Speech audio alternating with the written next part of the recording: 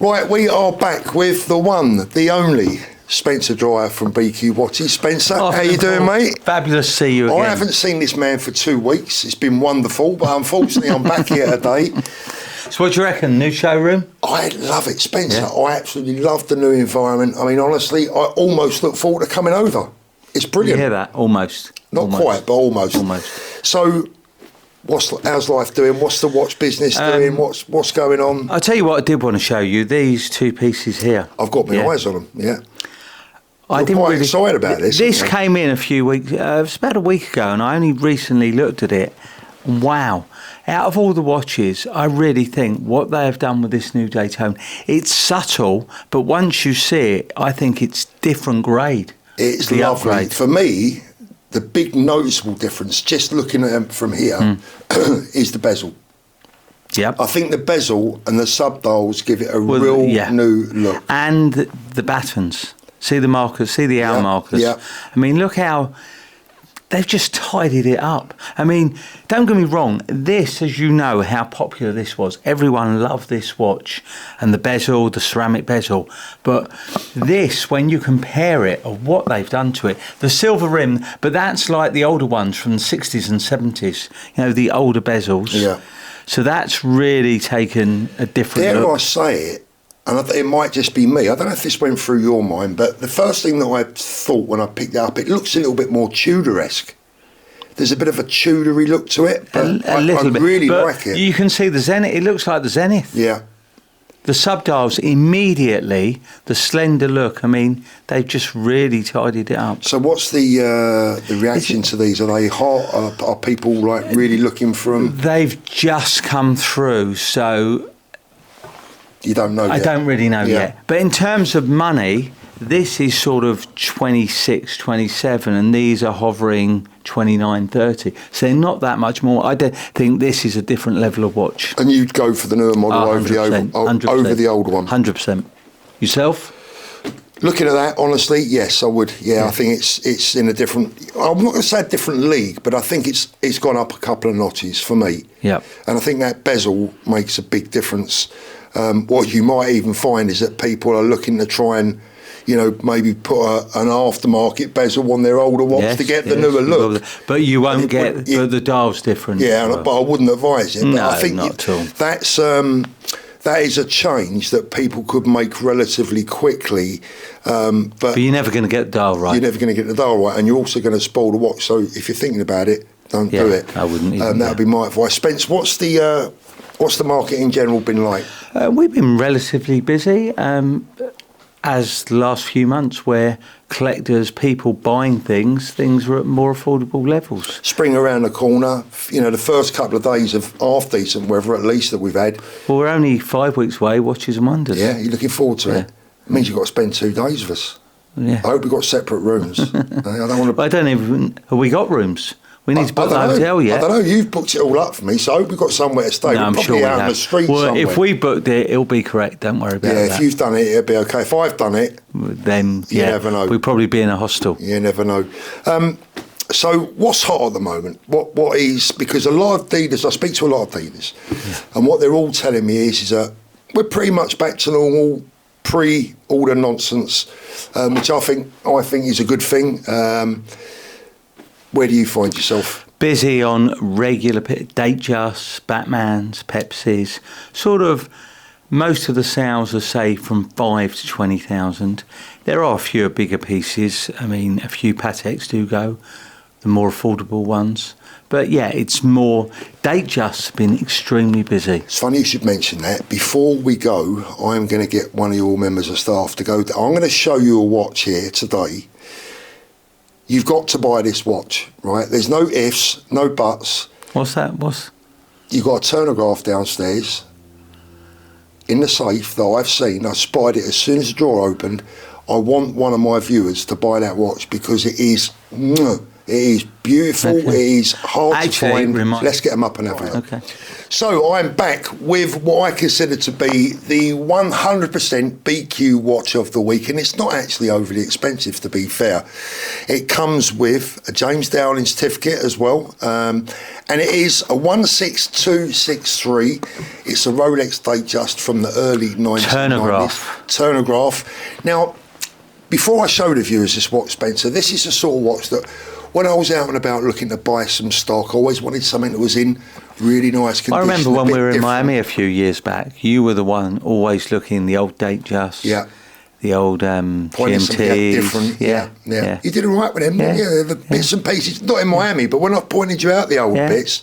That's right. Now, this is a perfect example of a watch that I'm going to say, if you don't buy it, you start raving bonkers, because you won't find one of these on every street corner. Let me get my phone out, Spence, so the viewers can actually see it. Tell us a bit about it, mate. So it's 16263 on an S serial, which is 93. It's got a very unusual brown diamond dial, which you should see there. It's got that beautiful vignette dial with the diamond hour markers. But for me, on that piece, it's the bezel. The bezel Well, the whole is... kit, I mean, look, the whole look for me is just beautiful. It's vintagey, it's classic, it's smart, it's clean. The turnograph bezel is gorgeous. I mean, if I was going to be really fussy, if I could pick one thing extra that I'd like to have on this watch, it's a roulette date wheel. Yeah. Now that would just finish it off beautifully. I mean, it would be wrong. Did they do that? Yeah, They well, did no, on the later on. Datejust, not on the On the GMTs. turnographs they did, yeah. Yes, They yeah. did, Yeah. This is an absolute corker. The bracelet's lovely, and it comes with its original paperwork as well. So this, for me, is... I've been looking at it. That's one of our certificates, Paul. With this piece, I feel it's about the condition, and the bezel is exceptional on it. Yeah, it's just like I say, you know, I'm always saying find me another one. Well, go and find me another one of these. I mean, I can't even remember, to be honest with you, the last time I saw that particular combination. Yeah. The brown dial in itself is... But quite rare with the diamond dial as well, the brown diamond. Yeah, beautiful. So that's my pick, Spencer, for this week's visit. Not the most expensive watch in the world, but Yeah. it's just one that... So do you like these pieces with the certificates and out? Well, as I said the last time I was over, I think this is a game changer. We're just starting to get through with this and loading them up on site. But certainly, I mean, I think someone was coming today for a birth year watch. It is something that we're looking at. I think what's important for people that are buying... I mean, Paul, I was looking, I did want to pull something out the bag for you for a birth year watch, but it's like a 1922 military, First World War was the only thing I could find that fitted. The old ones, they never failed, did they? They never failed, the old ones. But I was just going to say, Spencer, trying to be a bit sensible, right? Seriously, from a buyer's viewpoint, I think the big thing, the big advantage for buyers is that you know all along, right throughout all the price rises, you know that people like myself have always said, look, 5-6 digit model reference numbers, that's where the value is. You can still make money on this stuff if that's what you want to do. If you want to, I mean, gold's at an all-time high, right? Gold has just gone through the roof. I mean, someone was showing me the other day, SOVs are like 380, Crazy, 370, crazy 380 prices, now. crazy Yeah. prices. And, you know... So, Paul, tell me, back in the day, do you remember what they were when you... Sovereigns, Yeah. I think the first sovereigns I bought were about 80 quid. I think less than that. I think it was about... Well, they're 8 grams, aren't they? Yeah, The 9 just carat, over when 8. it was 250, was about 6 quid a gram for fine gold. They were, I think, £50. Yeah, I think... For a long while, like in the sort of 80s, early 90s, they were about £50. I didn't a start gram. buying sovereigns until they were about 80, 90 quid, I think. So I remember when I first started in jewellery in 84, I was 17 at the time, they were 50. But someone said a very interesting thing the other day, that for years, rather than give gifts, they used to give sovereigns. Yeah, yeah. So people thought they were a bit boring because you can't spend them. But the great thing to not spend them was, you think now they're approaching £400. Well, that's the thing, and for anyone out there that's interested in coins and gold, I know we're going off the subject a little bit with the watches, but if you have sovereigns, or if you have an old sovereign that maybe your grandparents left you or whatever, it's not, and this is very important, it's not just the gold weight that has the potential value in that, because with sovereigns, not only do you have years that are extra valuable, you have mint marks that are extra valuable. For an example, you have a South African mint mark, you have a UK London hallmark mint mark, you have. But as a minimum, you got the gold. At the minimum, you've got the gold. Now, an 1841 sovereign, I don't know what they are today, but the last 18... some of the older ones. 1841 sovereign, I sold for about $8,000, and I think it's like probably at least double or maybe even 3 times that now. So check your dates and check your mint marks, and the mint mark can be found somewhere just round about where the actual date of the coin is. The mint mark is, I think, to the left. It's to the left or to the right of that, and you'll see where that coin was originally minted. That's where the true value is. But going back to the watches and talking about true value, if you are a collector, investor, speculator, you like to buy something that you love, you keep it for a few years and it's worth more money, these certificates of authenticity and giving all the provenance of the watch from James Dowling, the number one, really the world, one of the world's top, author, etc. But as well as me seeing it, he's looked over it and checked all these pieces. But this is what we're doing for clients as well, Paul. So if you've got some of your old pieces that you showed me, we'll do certificates for those as well. Absolutely. I mean, this is absolutely a key part in not only maintaining but enhancing a watch's value in the future.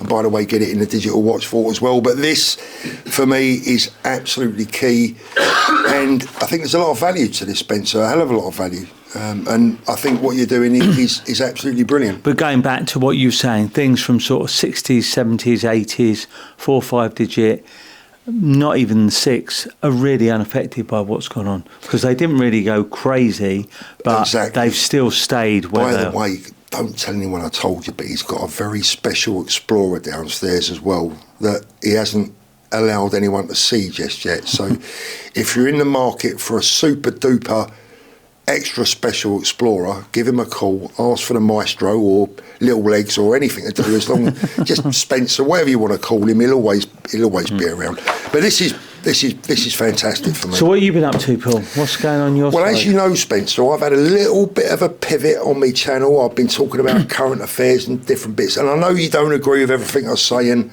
I say to me followers, look, you haven't got to agree. It's all about a bit of banter, a bit of friendliness. Well, it's out there in the media and you're just highlighting it and discussing it. But I've said to my viewers, look, the people that I speak to on my channel when we talk about the watches, they don't necessarily reflect my views. I don't reflect theirs. We just talk watches. When we do watch videos, I talk watches. When I do current affairs, I do current affairs. But look, my channel's exploded, which is, good for my channel, obviously. I think we're going places in 2024. Yeah. And, I'm just pleased to have you guys along with us. Always enjoy being around, as long as it's not for too long. I mean, 20 minutes, half hour, and I'm done. But up to then, it's fine. Same here, Paul. Totally agree with you. I'm selling the motorhome, by the way. Oh, yeah? Yeah. I got me on. So what was that? Was that a 3-minute wonder or a 5-minute wonder? I think, actually, you know what? I think it was a 4-month wonder. So I'm doing all right. So where have you been to it? Brighton, Eastbourne? We went down to France in it. Yeah, and you didn't get to Spain? Well, it's too far. I got halfway down to France and realised that I just couldn't take it. How many miles you done on it? About 1,000. Yeah, it's not bad for me. It's about 800 more than I do on a bike before I sell it normally. But I've got my eye on another little boat. He's got his eye. He can talk. He's got his eye on bikes as well. Yeah, but I'm not quite as... I'm a bit more reserved. We drove up here. They're actually off. We're going to bring them on in a minute. We drove up here in a Lamborghini. And Kev had to tell me on the way up that I wasn't putting my foot down enough. I said to him, Kev, I'm a respectful guy. I'm driving someone else's car. I'm on the inside lane doing 50 mile an hour. He said, well, put your foot down a little bit. So I did. And then he shit himself. So what can you do? What can you do? Right, Spence, it's lovely seeing you again. We're off to the... 4 weeks and we're in Geneva. We're in Geneva, but before that we are going to the London... watchmaking show. London, UK, British watchmaker show. So we'll be bringing you an update from there. For now, thank you for joining us. Don't forget, if you're looking to buy, sell, part exchange your watch, whatever you want to do, especially if you just want to phone up someone and annoy them talking about watches, here's your man. We'll see you next time. All the best.